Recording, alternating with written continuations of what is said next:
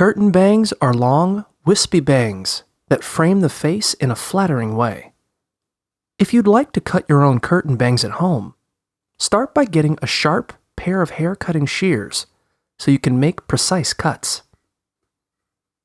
Detangle your dry hair with a comb and part it evenly down the middle.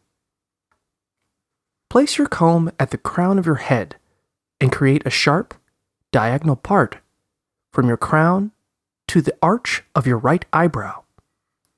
Secure this right section of hair in place with a small clip. Then, create a second part from your crown to the arch of your left eyebrow. This creates a triangular section of hair that will form your curtain bangs. Comb the section of hair straight down so it falls directly in front of your face.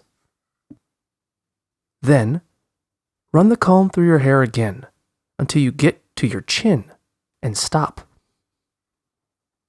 Place your first two fingers right underneath the comb and cut the section of hair straight across at chin level.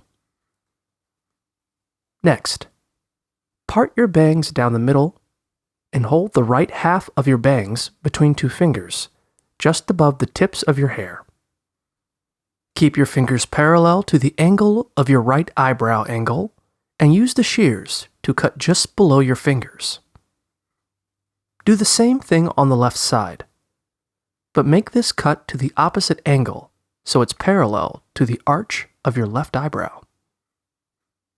To feather your bangs so they blend naturally with the rest of your hair, comb your bangs straight down a final time.